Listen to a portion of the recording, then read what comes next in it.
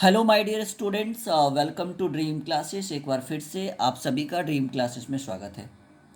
आज का जो हमारा टॉपिक है ये बहुत इंपॉर्टेंट टॉपिक है। आज हमें पढ़ना है विद्युत धारा में कि विभव मापी की सहायता से सेलों के आंतरिक प्रतिरोध को ज्ञात करना। और कल था विद्युत वाहक बल की तुलना करना, दो सेलों के विद्युत वाहक बल की तुलना करना। ये टॉपिक हम पिछले क्लास में कर चुके हैं। आज हमें पढ़ना है विभव मापी की सहायता से सेलों के आंतरिक प्रतिरोध को ज्ञात करना, और ये पेपर पे अच्छे से हम आपको समझा सकते हैं। तो चलिए शुरू हो जाइए, जुड़ जाइए हमारे साथ। बहुत ही इम्पॉर्टेंट टॉपिक है ये जो है, ये काफ़ी इम्पॉर्टेंट टॉपिक है। इसको आप वीवीआई भी कह सकते हो, ठीक है। ये जो है ये आपका काफ़ी इम्पॉर्टेंट टॉपिक है और आज हम इसको अच्छे से क्लियर करने वाले हैं। अगर ये आपके बोर्ड के एग्ज़ाम में पूछता है तो पूरे 5 मार्क्स का आएगा। तो ये है एक परिपथ हमने आपको बनाया है और इसके बारे में पहले हम आपको अच्छे से समझाते हैं। देखिए, ये जब भी पूछेगा तो 5 नंबर का, वरना नहीं पूछेगा। टॉपिक है विभव मापी की सहायता से सेलों के आंतरिक प्रतिरोध को ज्ञात करना।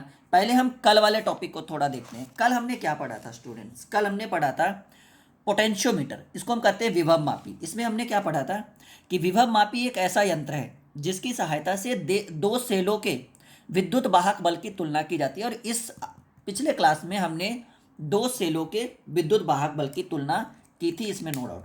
लेकिन इसमें और भी कहा जाता है तथा सेलों के आंतरिक प्रतिरोध को ज्ञात किया जाता है। तो आज जो है, आज हम इस लाइन पे आएंगे।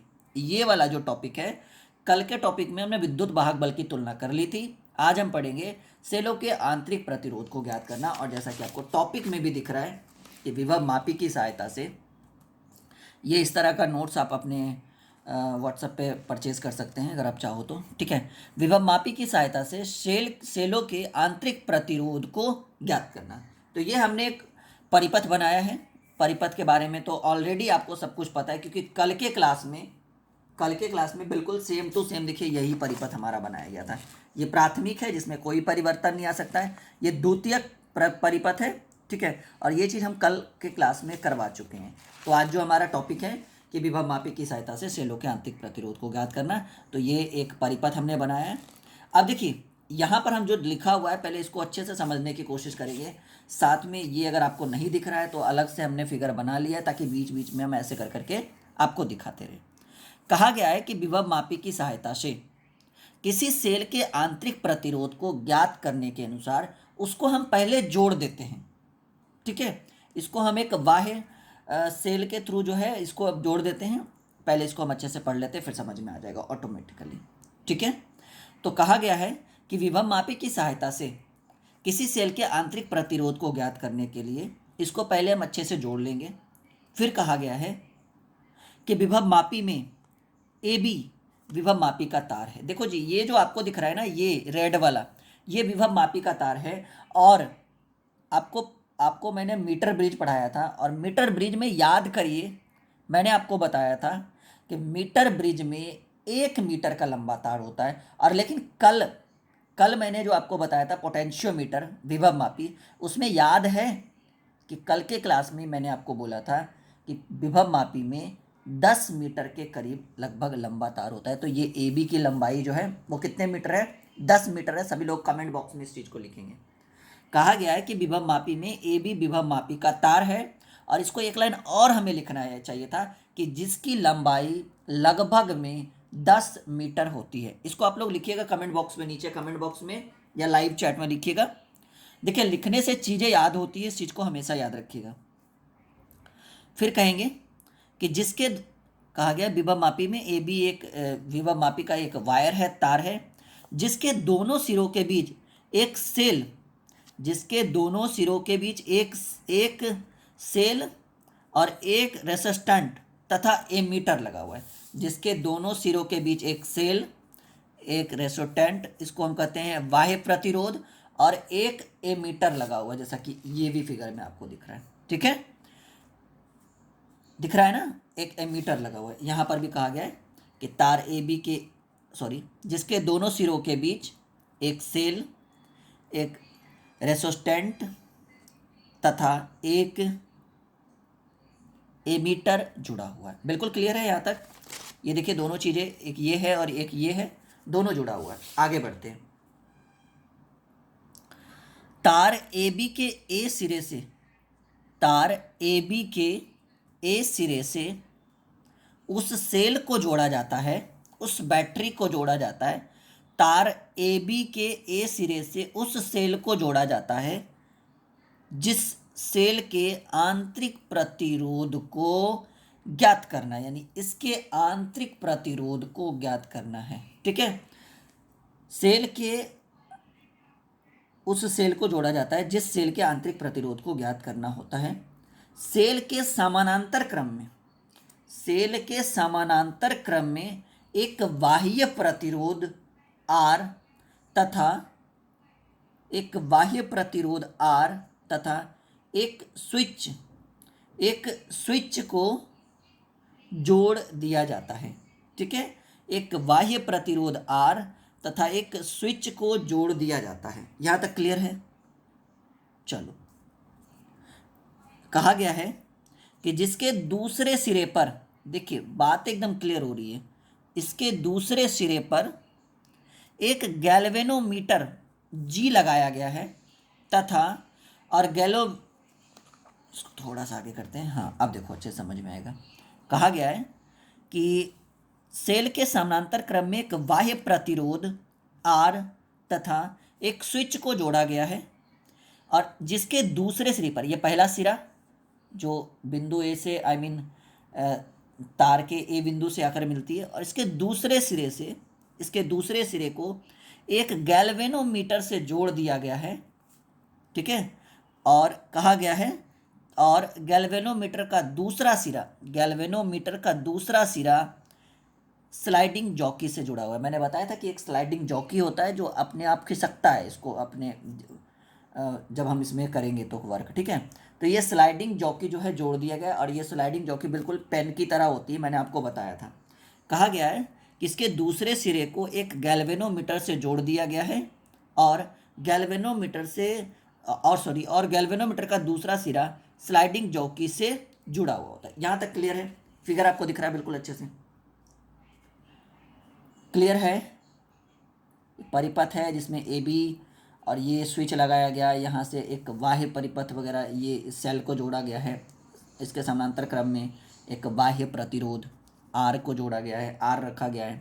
इसके दूसरे सिरे पे एक गैल्वेनोमीटर लगाया गया है, उसके दूसरे सिरे पर एक स्लाइडिंग जॉकी लगाया गया है जो ए बी तार को टच करके संतुलित अवस्था में खिसकता है। क्लियर है यहाँ तक? ये यहाँ से यहाँ तक की लंबाई A से C की लंबाई L1 माना गया है, और A से D की लंबाई को L2 माना गया है। क्लियर है? बातें क्लियर है यहाँ तक? क्योंकि जब तक यहाँ तक क्लियर नहीं होगी बातें, आपको आगे समझ में नहीं आएगा। बिल्कुल क्लियर है? क्लियर है? हाँ, चलो आगे बढ़ते हैं हम लोग। इसको एक बार नोट करिएगा, फिर से स्क्रीनशॉट ले लो सभी बच्चे। ये छूटना नहीं चाहिए जी। देखो, जरूरी नहीं है कि हर टॉपिक को बोर्ड पे ही पढ़ाए, समझ में आना चाहिए। अब बोर्ड पे पढ़ा है, कुछ समझ में नहीं आया, हो सकता है पेपर पे पढ़ाने से सब कुछ समझ में आ जाए। तो हमें तो बस शिक्षा चाहिए ना, क्या फ़र्क पड़ता है, पॉइंट टू बी नोटेड, हमें तो बस शिक्षा चाहिए। चलिए, सभी बच्चे काफ़ी एक्टिव है मुझे ऐसा लग रहा है, और उम्मीद है कि हम आपको इस टॉपिक को हम अच्छे समझा सके, क्योंकि ये उतना हाईलाइटेड तो नहीं है, क्योंकि डायरेक्टली पोटेंशियोमीटर ही पूछता है, आंतरिक प्रतिरोध वाला नहीं पूछता है। लेकिन मे भी अगर पूछ दे तो चलो बनाएंगे हम लोग। Working rule. अब देखिए, इसको वर्क कैसे कैसे करेंगे ये मैंने यहाँ पे रख दिया है, धीरे धीरे इसको खसकाएंगे, क्योंकि जब बातें आपको बताएंगे ना तो फिगर सामने रहेगा तो समझ में आएगा। जब बातें हम आपको बताएंगे तो फिगर सामने रहना चाहिए। कहा गया कि सर्वप्रथम स्विच को एक सेकेंड रुकिएगा।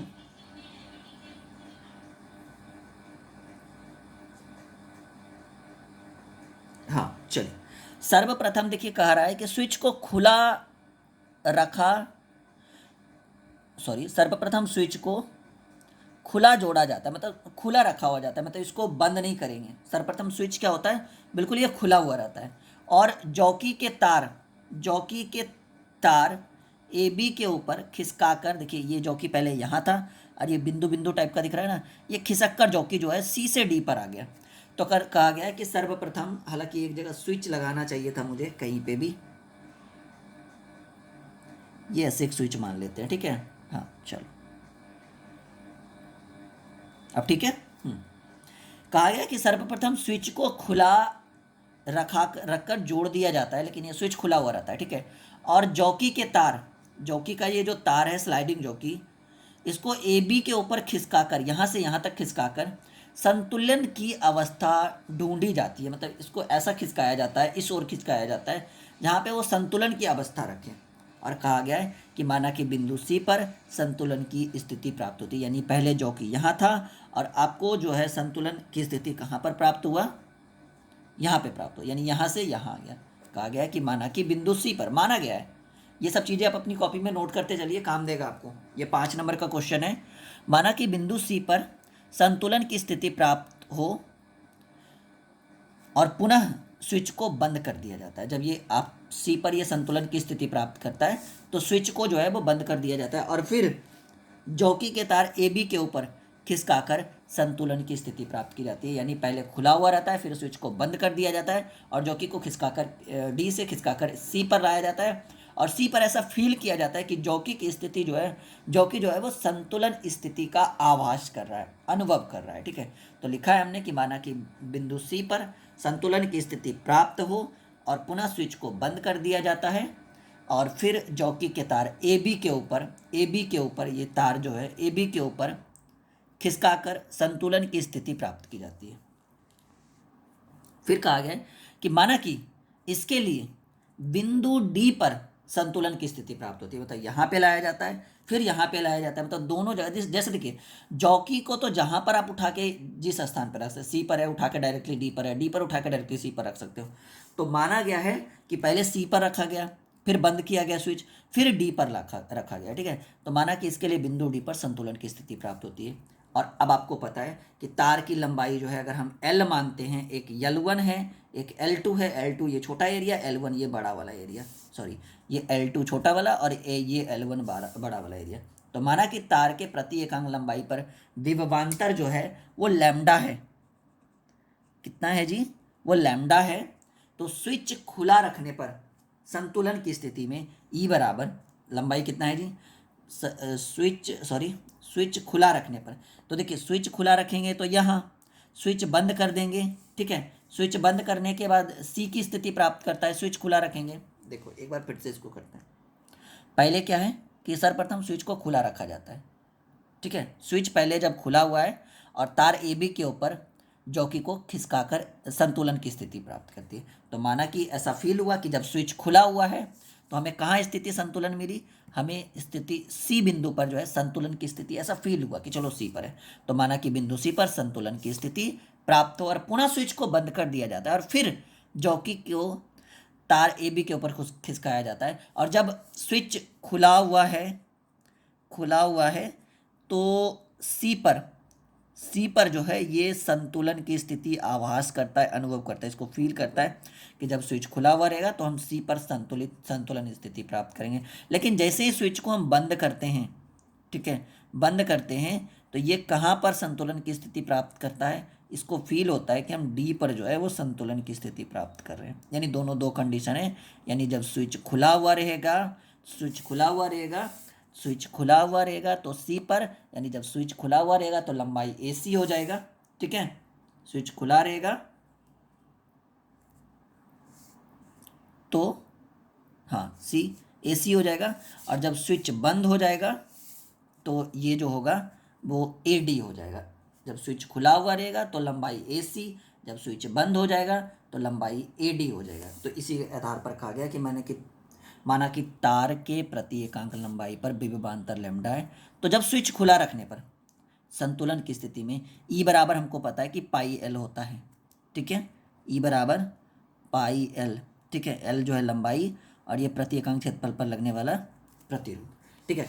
तो देखिए लंबाई जो है, जब स्विच क्या है, खुला हुआ है, तो हमने बोला कि स्विच खुला हुआ है तो किस पर स्थिति करेगा, सी पर। और सी यानी ये वाली लंबाई यानी L1, यानी पाई ई बराबर पाई L1। और इसको हम इक्वेशन फर्स्ट मानेंगे। इसको क्या करेंगे स्टूडेंट्स, हम इक्वेशन वन, सिंपल समझिए। स्विच खुला है और स्थिति कौन सी प्राप्त कर रहा है, संतुलन की स्थिति। तो ई बराबर जो फॉर्मूला होता है प्रति एकांक लंबाई पर लगने वाला रेसिस्टेंस प्रतिरोध जो है वो लैम्डा है। तो L1 लंबाई, क्योंकि स्विच खुला है तो लंबाई L1, ये देखो यहाँ से यहाँ तक, बिल्कुल ही यहाँ से यहाँ तक स्विच खुला किस पे प्राप्त कर रहा है, C पर कर रहा है, तो L1, तो पाई L1। और जब स्विच बंद कर देंगे, ठीक है, तो पाई L आई आर बराबर पाई L2, ठीक है। क्लियर है, क्लियर है ना। ये आई आर होगा ना, आई आर जो होगा पाई L2 होगा, जहाँ अब आपको पता है कि आई बराबर ई बटे आर होता है, और आर टोटल है, यहाँ पर एक बाह्य प्रतिरोध, सॉरी यहाँ पर एक बाह्य प्रतिरोध, और कुल धारा जो है, कुल प्रतिरोध आर माना गया कैपिटल आर, ये बाह्य प्रतिरोध कैपिटल आर, और ऐसे भी जो धारा प्रवाहित होगी वो स्मॉल आर। तो आई बराबर हमें पता है कि ई बटे आर होता है, ठीक है, लेकिन आर जो है यहाँ पर कैपिटल भी होगा स्मॉल भी होगा। यहाँ तक क्लियर है, सब लोग समझ रहे हैं, यहाँ तक आ रहा है समझ में, से एस या नो, बिल्कुल यहाँ तक क्लियर हो रहा है।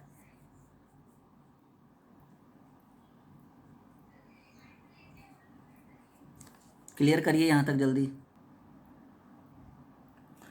चलिए, तो स्विच को जब बंद करेंगे, ठीक है, स्विच बंद करने पर यहाँ से कौन सी धारा प्रवाहित होगी, यहाँ से आई आर धारा, क्योंकि ये तो हमेशा आई यहाँ से प्रवाहित हो रहा है, और प्रतिरोध क्या है, बाह्य प्रतिरोध आर है, ठीक है।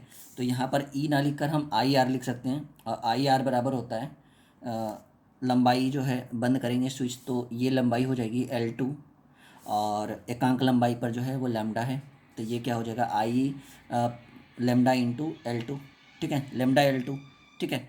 तो आई आर बराबर लैम्डा L2 कहेंगे, जहाँ आई बराबर होता है ई बटे कुल विद्युत वाहक बल बटे रेसिस्टेंट प्रतिरोध आर, और ये आर कैपिटल और स्मॉल दोनों करेंगे तो आर प्लस आर करेंगे। यहाँ तक क्लियर है, ठीक है। तो ई बराबर आई बराबर जो होगा ई बटे R capital R plus small r हो जाएगा। यहाँ तक क्लियर। ये आई आर कहाँ से आया, ये जो होगा ये आई धारा प्रवाहित हो रही है, ठीक है, और यहाँ से बाह्य प्रतिरोध आर है, तो यहाँ जो होगा वो आई आर होगा, और एकांक लंबाई पर लेमडा है तो L2 लंबाई पर लेमडा इंटू L2 हो जाएगा, ठीक है। तो जहाँ आई का जो मान होता है वो ई बटे आर होता है, लेकिन आर जो है वो कैपिटल स्मॉल दोनों है, तो प्लस कर देंगे, ठीक है। तो अब क्या करेंगे, इसके मान को यहाँ पे रख देंगे, इसके मान को आई के मान को यहाँ पे रख देंगे। तो आई के जगह पर हमने लिख दिया ई बटे आर प्लस आर, और इंटू यहाँ पर हम इंटू का साइन लगाएंगे, इंटू आर बराबर पाई L2। इसको हम समीकरण 2 और ये समीकरण 1 बिल्कुल अच्छे से समझिए। ई बराबर पाई L1 हुआ, और ई बटे R plus R into R, क्योंकि ये आई का मान है इतना, ये इतना जो है वो आई का मान है, आई के मान को हमने यहाँ रख दिया, इतना जो है हमने यहाँ रख दिया, तो इस तरह की स्थिति बनेगी। पाई L2 समीकरण 2, समीकरण 1 एवं 2 से भाग करने पर जब हम 1 और 2 में भाग देंगे तो पहले क्या करेंगे कि इसको इसमें भाग देंगे, LHS में भाग देंगे, फिर RHS में भाग देंगे, नहीं तो इनटू की स्थिति नहीं होना चाहिए ना जी, ये तो बराबर की स्थिति होनी चाहिए। सॉरी, यहाँ पे मिस्टेक हो गया, यहाँ जो साइन होगा वो बराबर का साइन होगा, तो इससे इसमें भाग देंगे, तो ई बटे ई आर बटे आर प्लस आर, क्योंकि ये जो है वो फाइनली हो जाएगा हमारा E into R, E R बटे capital R plus small R बराबर लेमडा L2 समीकरण 2। एक बार फिर से इसको ऐसे लिख सकते हैं, नहीं बिल्कुल लिख सकते हैं, कोई दिक्कत नहीं है। तो इसको इसमें भाग देंगे, तो ई बटे ई आर बटे आर प्लस आर बराबर पाई लेमडा L1 बटे लेमडा L2, तो लेमडा से लेमडा कैंसिल हो गया, L1 बटे L2 बटा, और यहाँ ई से ई कट जाएगा, तो इधर बच गया, यहाँ एक बचा, तो 1 बटे R plus R cap small r is equal to L1 बटे L2। ये small r plus capital R जो है ये ऊपर चला जाएगा, ऑब्वियसली सिंपल सी बात है। तो R plus capital R plus small are बटे R is equal to L1 बटे L2। एक बच्चा कह रहा है सर इसको काट सकते हैं, नहीं काट सकते क्योंकि बीच में पॉजिटिव चार्ज है, बीच में जो है वो प्लस का साइन है। तो हाँ ऐसे कर सकते हैं कि इसको इन एकदम बिल्कुल अलग अलग पार्ट में बटा कर सकते हैं, इसको बटा इसको, इसको बटा इसके। तो आर बटे आर प्लस स्मॉल आर बटे कैपिटल आर बराबर L1 बटे L2। अब देखिए आर से आर कट गया, तो 1 प्लस स्मॉल आर बटे कैपिटल आर बराबर L1 बटे L2। तो यहाँ पर हम इसको ऐसे लिख सकते हैं, ठीक है, इसको हम ऐसे लिख सकते हैं कि इसको समीकरण 1 अगर हम मान देते हैं, ठीक है, तो आपको पता है, चलिए ठीक है। अब देखिए यहाँ छोटा सा मिस्टेक हुआ है, ये capital R sorry small are बटे कैपिटल आर बराबर L1 बटे L2। तो अब हम क्या करेंगे, स्मॉल आर बटे कैपिटल आर बराबर L1 बटे L2, ये प्लस में 1 है ना, इसको माइनस में इधर 1 माइनस कर दीजिए या माइनस में 1 कर दीजिए, ठीक है, देन आपको समझ में आएगा अच्छे से। यानी हम इसको स्मॉल आर बटे कैपिटल आर बराबर L1 बटे L2 माइनस 1 करेंगे, ठीक है, L1 बटे L2 माइनस 1 करेंगे, तो यहाँ पर जो है स्मॉल आर बटे capital R is equal to, ये LCM होगा ना जी यहाँ पर L2, तो L1 माइनस L2 बटे L2, ठीक है। और हमें तो सिर्फ आंतरिक सॉरी ये कौन सा चाहिए, आंतरिक प्रतिरोध को ज्ञात करना है। देखो यहाँ पर आंतरिक प्रतिरोध की गणना करना है, और आंतरिक प्रतिरोध जो है ये स्मॉल आर है, पॉइंट, ये बाह्य प्रतिरोध है जी, ठीक है, ये आंतरिक प्रतिरोध जो है वो स्मॉल आर है, जिसको हमने ऑलरेडी लिख कर रखा था। तो क्या हम स्मॉल आर बराबर लिख सकते हैं L1 माइनस L2 बटे L2, और ये भाग में है, इधर आएगा तो गुना में आर हो जाएगा कैपिटल, और यही हो गया हमारा सेलों का आंतरिक प्रतिरोध। और आज का टॉपिक हमारा क्लियर हो गया ये यहाँ तक, ठीक है।